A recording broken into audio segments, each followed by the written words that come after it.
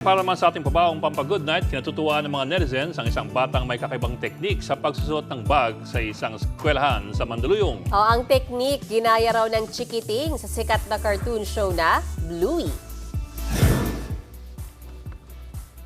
Yan ang 2 years old na nursery student na si Isaiah.